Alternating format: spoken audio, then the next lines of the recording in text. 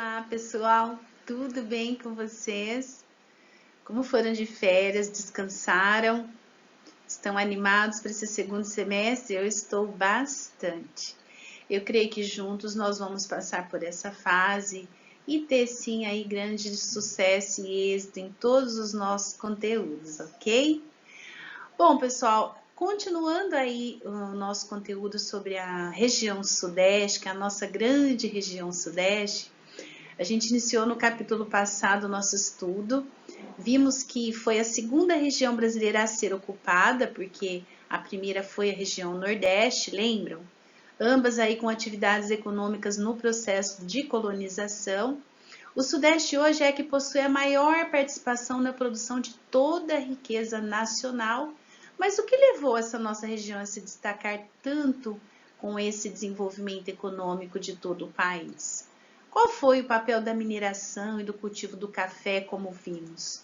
Nunca podemos esquecer também da importância que teve o Porto de Santos, né, para o escoamento dessa produção agrícola e industrial ao mercado externo, que era o principal destino, e também para o ingresso de mercadorias importadas, como máquinas e equipamentos, para a modernização aí da produção em fábricas e fazendas. Depois a gente viu os aspectos físicos, relevo, hidrografia, o clima e a vegetação, o triste fato de desmatamento aí da nossa vegetação primitiva sendo bastante reduzida.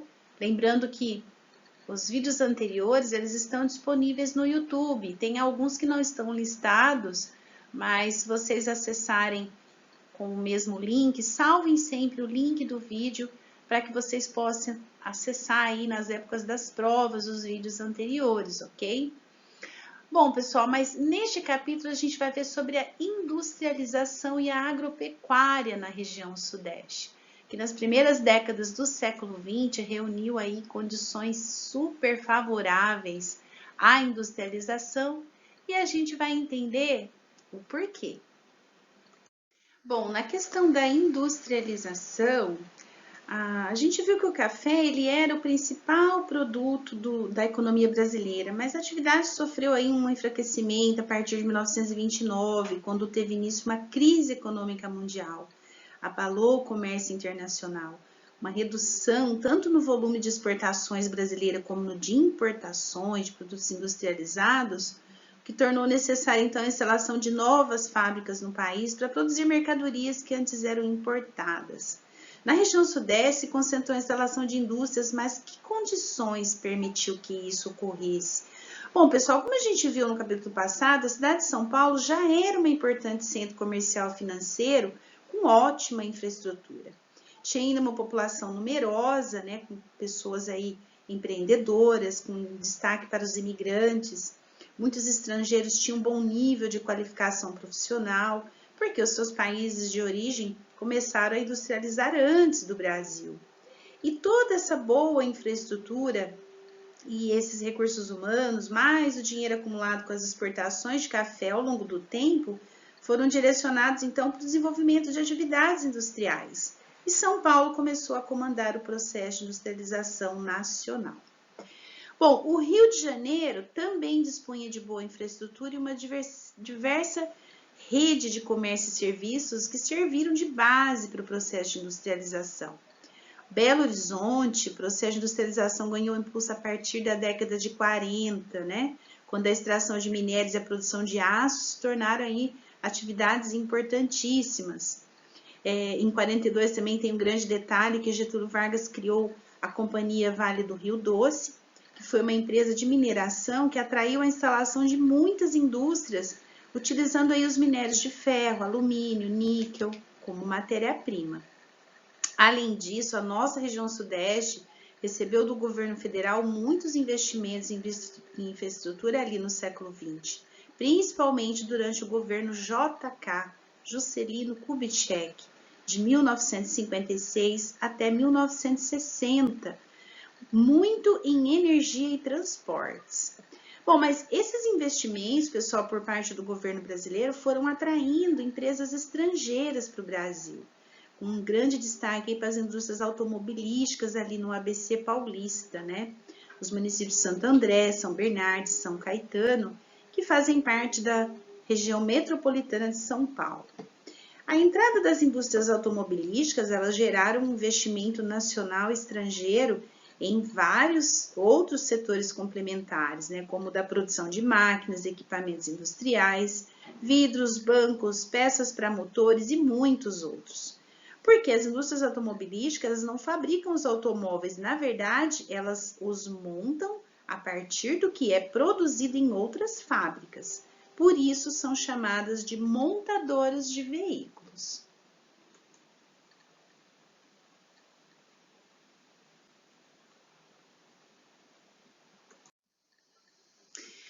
Bom, a recente desconcentração industrial, por que isso ocorreu? Bom, o que significa isso? Significa que as indústrias estão se espalhando mais pelo interior do país, né? Quais são as causas dessa desconcentração? Necessidade de redução de custos, vantagens oferecidas por outros estados, né? Que tem a questão da guerra fiscal aí, dos impostos de transporte. Implantação do Mercosul, que é o bloco econômico aqui da América do Sul, as grandes inovações tecnológicas e essa infraestrutura em outras regiões. A desconcentração relativa, que é o movimento de ida das fábricas das capitais para o interior, predomina muito em São Paulo, né, essa desconcentração concentrada.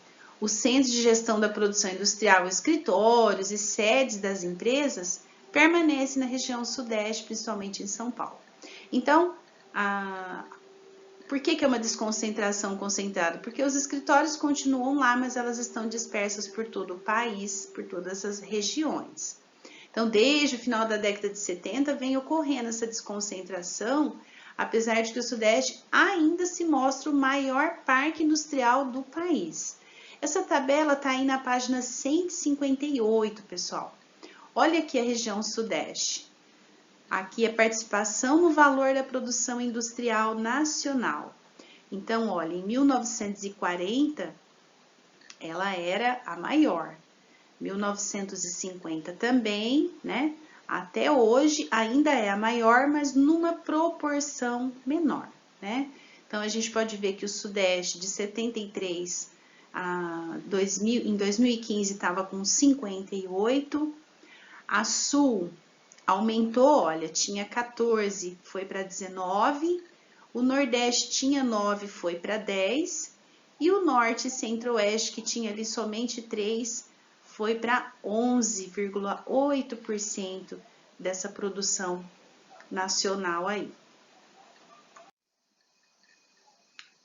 Quanto à produção agropecuária, pessoal, o estado de São Paulo ele é o maior produtor mundial. Cultivo de laranja para produção de suco concentrado, cultivo da cana-de-açúcar, né, para produção de açúcar e álcool. São Paulo é o maior produtor nacional e reúne a maior quantidade de usinas. O cultivo do eucalipto para a produção de papel e celulose, espalhadas ali por Minas Gerais, que é o maior produtor nacional. A criação de gado para a produção de carne, leite, laticínios, né? Com a maior produção regional concentrada em Minas Gerais. A criação de aves para a produção de carne e ovos, com concentração de granjas no estado de São Paulo.